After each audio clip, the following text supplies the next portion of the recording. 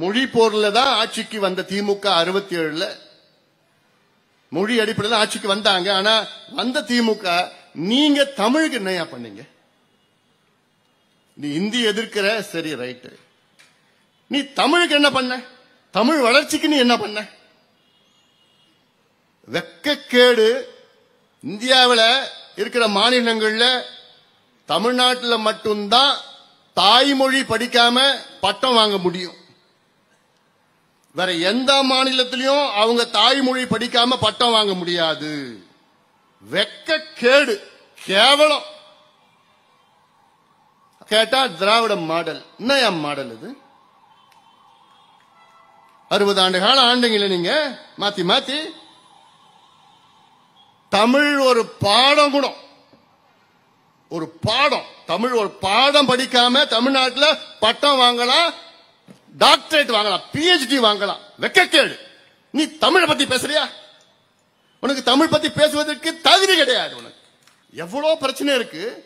ஆனா அதெல்லாம் நாங்க பேச மாட்டோம். நாங்க எப்படியாவது மக்களை திசை திருப்பணும், டைவர்ட் பண்ண. அதுதான் இன்னொரு பிரச்சனை. என்ன? இந்தி, இருமொழி கொள்கை, மும்மொழி கொள்கை. இதுல தினம் விவாதம் நடந்து பத்தாவதுக்கு பிஜேபி, மத்தியில் இருக்கிற பிஜேபியும் அவங்களும் அதுல எண்ணெயை ஊத்துறாங்க. நம்மளுடைய ஆக்ஷன் கிங் AK மூர்த்தி கிட்ட கொஞ்சம் ஜோக்கா சொல்லிட்டு இருந்தேன் நான் கொஞ்ச நேரத்துக்கு முன்னாடி. இது நான் சொல்றது ஜோக்கு தான், சீரியஸா எடுத்துக்காதீங்க.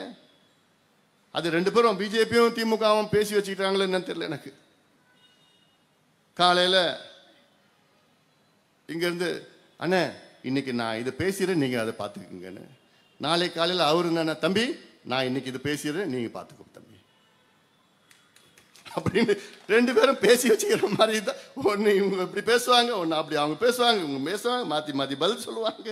அப்படி எல்லாம் பேசி வச்ச மாதிரி தான் இருக்குன்னு. அது ஒரு ஜோக்கு தான்.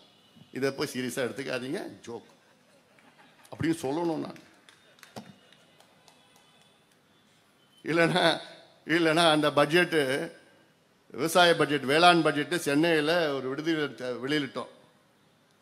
1.5 மணி நேரம் நான் வெளியிட்டேன் நம்முடைய நிழல் வேளாண் நிதிநிலை அறிக்கை. 1.5 மணி நேரம். ஆனால் நான் ரொம்ப என்ஜாய் பண்ணேன் அந்த பட்ஜெட்டை. அவ்வளோ எனக்கு விவசாயிகள் என்னுடைய கடவுள். எனக்கு அப்பா அம்மா கூட விவசாயிகள் என்னுடைய கடவுள். அவங்களுக்கு இதெல்லாம் செய்யணும் செய்யணும் செய்யணும் அவ்வளோ என்ஜாய் பண்ணி அவ்வளோ சந்தோஷமாக வெளியிட்டேன் அந்த பட்ஜெட். 1.5 மணி நேரம் அவ்வளோ. கடைசியில் அடுத்த நாள் என்ன வந்ததுன்னா, வாட் ப்ரோ, சாரி ப்ரோ. இதுதான் நம்ம ஊடகம். இதெல்லாம் எவ்வளோ கஷ்டமா இருக்குது, எவ்வளோ பிரச்சனை, எவ்வளோ முக்கியமான பிரச்சனை. அதனால நாளைக்கு இவ்வளோ பேசுறோமே, நாளைக்கு இவங்க ரெண்டு பேரும் பேசிக்கிட்டாங்க அப்படின்னு அது வந்துடக்கூடாதுன்னா இது ஜோக்குப்பா. பாட்டாளி மக்கள் கட்சியினுடைய கொள்கை என்ன? இருமொழி கொள்கையா அல்லது மும்மொழி கொள்கையா? பரவாயில்ல, தெரிஞ்சு வச்சுக்கிறப்பா. ஒரு மொழி கொள்கை. பாட்டாளி மக்கள் கொள்கை ஒரு மொழி கொள்கை, அவ்வளவுதான். எதுக்கு நீ 2 மொழி 3 மொழி 4 மொழி எல்லாம் திணிக்கிறீங்க? தேவையில்லையே.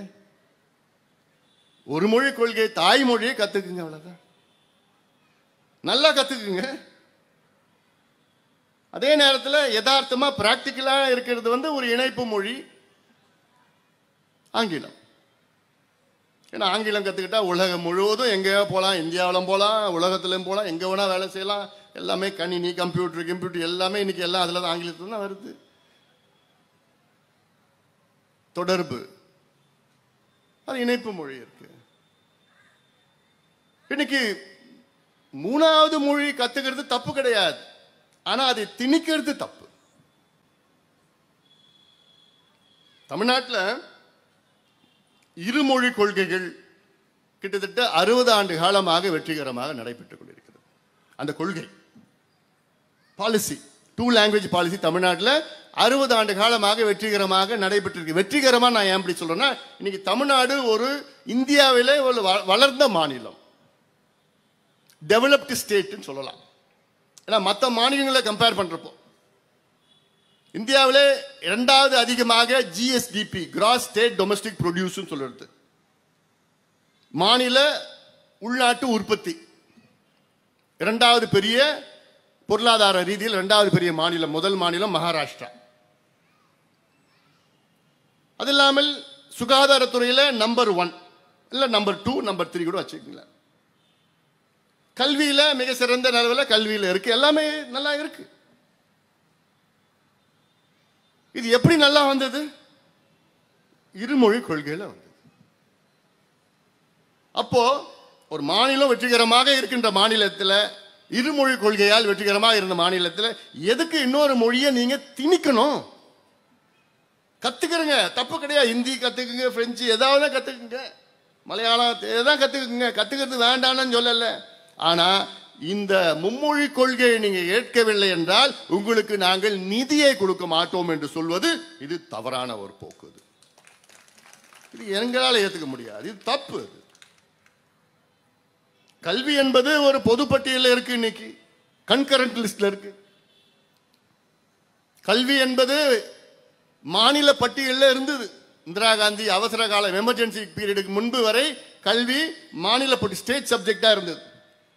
அந்த அம்மையார் வந்தாங்க, 6 அந்த இதுவை 6 கல்வி கல்வி போன்று, அப்புறம் சுகாதாரம் கிடையாது, கல்வி சுகாதாரம், அதுக்கப்புறம்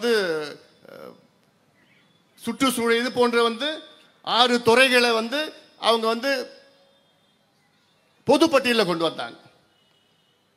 அப்போ 76ல் கல்வி பொதுப்பட்டியலுக்கு போயிடுச்சு, பொதுப்பட்டி கன்கரண்ட் லிஸ்ட்ல போயிடுச்சு. பொதுப்பட்டியல் எப்படின்னா மாநில அரசு மத்திய அரசு அதற்கு சட்டங்கள் கொண்டு வரலாம், கொள்கைகள் கொண்டு வரலாம். ஆனால் அந்த கொள்கைகளை ஏற்பதும் ஏற்காததும் மாநில அரசினுடைய உரிமை. அந்த உரிமையின்படிதான் தமிழ்நாடு எங்களுக்கு மும்மொழி கொள்கை வேண்டாம், எங்களுக்கு இருமொழி கொள்கை வேணும்னு தமிழ்நாடு கேட்டுட்டு இருக்கு. அதுல நீங்க அதை விட்டுடணும். இது பிரச்சனை ஆகக்கூடாது. தமிழ்நாடு அரசு ஏற்றுக்கொள்ளக்கூடாது, மும்மொழி கொள்கை ஏற்றுக்கொள்ளக்கூடாது, மாற்றுக்கிறது கிடையாது. நீங்க இன்சென்டிவ் கொடுங்க, கொடுத்து பாருங்க, ரிக்வெஸ்ட் பண்ணுங்க. ஆனால் கராரா இது ஏத்துக்கலன்னா நான் காசு கொடுக்க மாட்டேன், நிதி கொடுக்க மாட்டேன்னு சொல்வது அது மிகப்பெரிய தவறு. அது எங்களால் ஏற்றுக்கொள்ள முடியாது. கூட்டணி இருந்தாலும் பரவாயில்ல. திமுகவுடைய அமைச்சர் கடந்த ஆண்டு மார்ச் மாதம் டெல்லிக்கு போயிட்டு இதே மத்திய கல்வி அமைச்சர் தர்மேந்திர பிரதான் அவரை சந்தித்து கூட ஒரு எம்பிக்கெல்லாம் சேர்ந்து குழுவா போயிட்டு அமைச்சரை பார்த்து ஒரு கடிதம் கொடுத்திருக்கிறாங்க. என்ன கடிதம் தெரியுமா? நாங்க இந்த மும்மொழி கொள்கையை ஏத்துக்கிறோம், லெட்டர் கொடுத்துருக்கோம், நீங்க நிதியை அனுப்புங்க எங்களுக்கு. படுபாவீங்களா? இங்க நாடகம் ஆடிட்டு இருக்கிறீங்க, அங்க போய் லெட்டர் கொடுத்துட்டு இருக்கீங்க, அதுக்கு ஒரு விளக்கம் வேற சொல்லிட்டு இருக்கிறாங்க. புரிந்துணர்வு ஒப்பந்தம் நாங்கள் போடுறோம், MOU போடுறோம். யாரு போடுறது? நம்ம ஊரு கிராமத்தில் இந்த கவுன்சிலருக்கும் அந்த கவுன்சிலர் லெட்டர் கிடையாது. நம்ம அமைச்சர், நம்ம யாரு லெட்டர் தெரியுமா? தலைமை செயலாளர், தமிழ்நாட்டில் உள்ள சீஃப் செக்ரட்டரி சிவ்தாஸ் மீனா, அங்க இருக்கிற மத்திய கல்வித்துறை செக்ரட்டரிக்கு லெட்டர் எழுதுறாரு. என்னன்னு?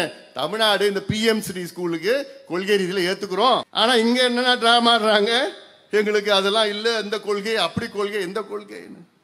என்ன யார் ஏமாத்திட்டு இருக்கீங்க? நான் தமிழ்நாடு மக்கள் முட்டாள்களா?